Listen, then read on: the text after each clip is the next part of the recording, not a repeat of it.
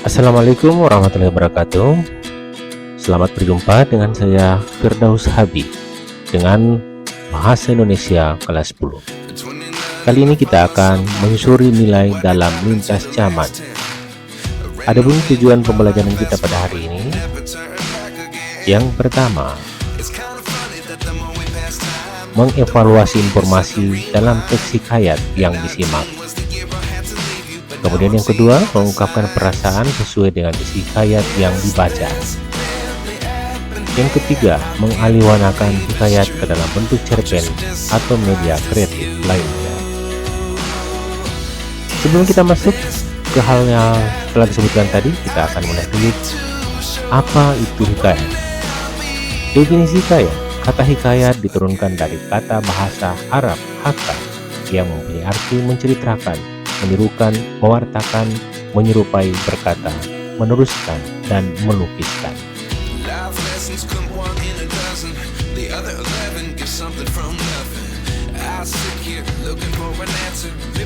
Sastra hikayat ialah sastra lama yang ditulis dalam bahasa Melayu. Sebagian besar kandungan ceritanya berkisar dalam kehidupan istana. Unsur rekaan merupakan seni menonjol, dan pada lazimnya juga mencakup bentuk prosa yang panjang. Hikayat ialah karya sastra lama Melayu berbentuk prosa yang berisi cerita, undang-undang, dan silsilah bersifat rekaan, keagamaan, historis, biografis, atau gabungan sifat-sifat itu. Hikayat dibaca untuk pelipur lara, membangkit semangat juang, atau sekedar meramaikan pesta. Berikut adalah karakteristik hikayat. Sebuah karangan dapat dikatakan sebagai hikayat apabila memiliki ciri-ciri atau karakteristik sebagai berikut. Yang pertama, kemustahilan. Kemustahilan, baik cerita, tokoh, dan latar dalam hikayat mengandung kemustahilan. Dengan kata lain, hikayat tidak logis serta tidak bisa diterima oleh nalar. Contohnya, air susu harimau dapat menyembuhkan sakit mata yang diderita seorang putri kerajaan. Kemudian karakteristik yang kedua adalah tokoh saksi. Tokoh-tokoh yang terkandung pada hikayat biasanya mempunyai kemampuan seperti di film superhero. Dalam kisah Mahabharata, ada tokoh Arjuna yang memiliki kemampuan memanah di atas rata-rata. Ada pula Gatotkaca, tokoh perwayangan Jawa yang bisa terbang tanpa menggunakan sayap. Karakteristik yang ketiga itu anonim. Kebanyakan penulis cerita hikayat tidak diketahui secara pasti atau anonim. Hikayat disampaikan melalui lisan dan turun-temurun.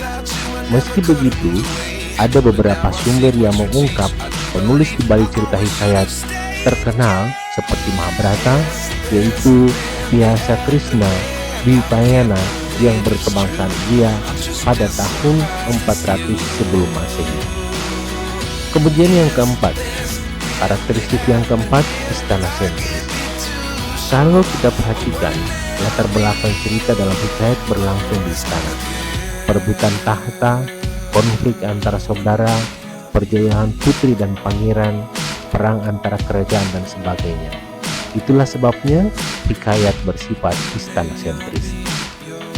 Berikut karakteristik yang kelima, alur bertingkai. Karakteristik lain yang terdapat pada hikayat yaitu alurnya yang bertingkai.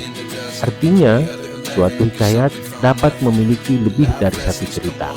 Contohnya, Mahabharata mengisahkan para leluhur Pandawa dan Kurawa hingga diterimanya Pandawa di surga. Hikayat ini terbagi menjadi 18 bagian dengan kurang lebih 1,8 juta kata. Wah, menarik banget. Yang keenam, karakteristiknya hikayat adalah statis. Hikayat adalah karya sastra yang statis atau tetap. Artinya, penggambaran dan penulisan antara satu hikayat dengan hikayat lainnya tidak terlalu berbeda. Bahkan, beberapa tokohnya bisa jadi mempunyai kemiripan. Contohnya, tokoh Sri Kandi terdapat di dalam kisah Mahabharata dan pewayangan Jawa. Kemudian karakteristik yang ketujuh atau yang terakhir adalah walaupun bercerita tentang hal-hal di luar nalar, kenyataan hikayat mengandung amanat yang bisa diterapkan di kehidupan sehari-hari. Bagaimana memperlakukan orang yang lebih tua, belajar untuk ikhlas, berkorban demi kepentingan bersama, hingga pelajaran mengenai karma baik dan buruk.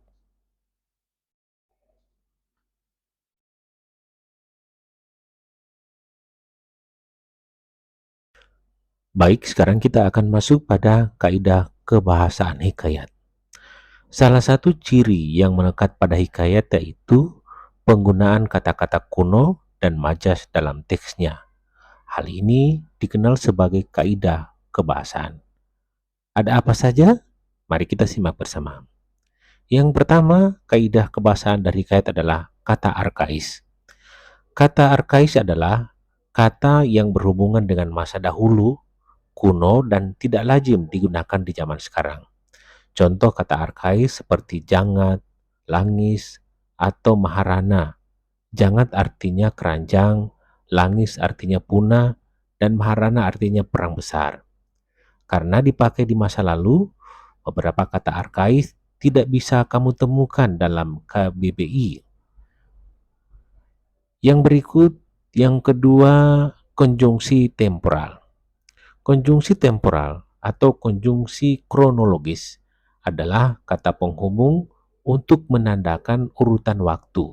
Contohnya, sebelum, sesudah, lalu, setelahnya, hingga, sampai, sejak, kemudian, dan akhirnya. Lalu yang berikut, majas. Majas adalah gaya bahasa agar kalimat menjadi lebih hidup. Dalam hikayat ada dua jenis majas yang sering digunakan, yaitu majas simile, antonomasia, dan hiperbola. Kita bahas perbedaan dan contohnya. Yang pertama, majas simile. Majas simile adalah majas bertautan yang membandingkan dua hal yang berbeda, tetapi dianggap mengandung segi yang serupa. Ditandai dengan kata bagai, bagaikan, bak, laksana, seperti, serupa, dan semisal. Contoh, Puan mencari-cari tuan bak kesetanan. Yang kedua, majas antonomasia. Majas antonomasia adalah majas yang menyebutkan sesuatu bukan dengan nama aslinya, tetapi dari sifat yang melekat pada seseorang atau benda tersebut. Contoh, si kecil bermain dengan riang. Yang berikut majas hiperbola. Majas hiperbola adalah majas yang menggunakan ungkapan berlebihan dan terkesan tidak masuk akal. Contoh, tangisan sang putri terdengar hingga langit ketujuh. Berikut tentang nilai-nilai hikayat. Ada 6 nilai yang terdapat pada hikayat, yaitu nilai religius, nilai moral, nilai budaya, nilai sosial, nilai edukasi, dan nilai estetika. Kita bahas satu persatu. Yang pertama, nilai religius. Nilai religius atau agama mengajarkan kita untuk meyakini keberadaan Tuhan, senantiasa meminta pertolongan kepadanya, dan meningkatkan keimanan. Contohnya, maka pada suatu hari, ia pun menyuruh orang membaca doa kunut dan sedekah kepada fakir dan miskin. Yang berikut, nilai moral. Nilai moral mengajarkan kita untuk bertindak hati-hati, tidak merugikan orang lain, dan mematuhi norma-norma yang berlaku di masyarakat. Tokoh yang melanggar aturan moral biasanya mendapat balasan yang setimpal. Contohnya, saat itu 9 anak raja datang. Mendengar pengumuman itu, akhirnya mereka memilih untuk pergi. Mereka malu kalau sampai niat buruknya berbohong diketahui raja dan rakyatnya. Yang berikut, nilai sosial. Nilai sosial mengajarkan kita untuk berbuat baik pada sesama tanpa melihat perbedaan status, ras, suku, dan agama. Nilai ini menjadi pedoman untuk berinteraksi dengan orang lain yang punya latar belakang berbeda. Contoh dalam karya, si kembar menolak dengan mengatakan bahwa dia adalah hamba yang hina, tetapi Tuan Putri menerimanya dengan senang hati. Yang berikut nilai budaya. Nilai budaya berhubungan dengan adat istiadat masyarakat tertentu. Nilai budaya dalam hikayat biasanya berbeda tergantung dari mana hikayat tersebut berasal. Contoh, Raja Kabir Sudah mencanangkan bahwa barang siapa yang dapat membunuh Buraksa akan dinikahkan dengan perempuannya yang terlalu elok parasnya itu. Yang berikut nilai edukasi. Nilai edukasi itu berhubungan dengan kewajiban mengenyam pendidikan sejak kecil, baik itu ilmu agama, ilmu pengetahuan, kesenian, dan sebagainya. Contoh, maka anak Baginda yang 2 orang itu pun sampailah usia 7 tahun dan dititahkan pergi mengaji kepada mualim Su'ian. Berikut bentuk hikayat. Hikayat dapat dibagi menjadi 5 bentuk berdasarkan cara penggambarannya. Ada cerita rakyat, epos, tembe, cara, dan roman. Yang pertama cerita rakyat. Cerita rakyat adalah hikayat yang menceritakan asal-muasal suatu tempat atau benda. Bentuk hikayat ini digambarkan dengan jenaka. Contohnya hikayat Terang Manyang. Berikut bentuk hikayatnya epos. Epos adalah hikayat yang mengisahkan tentang kepahlawanan seseorang. Misalnya hikayat Perang Komponi.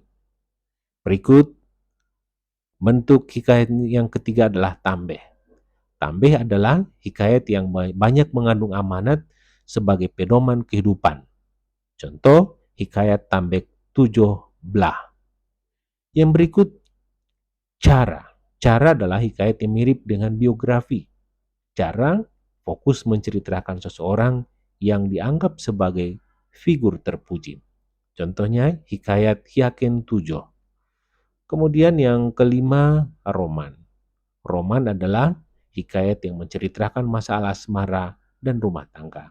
Contohnya hikayat Putra Gembuh Meo.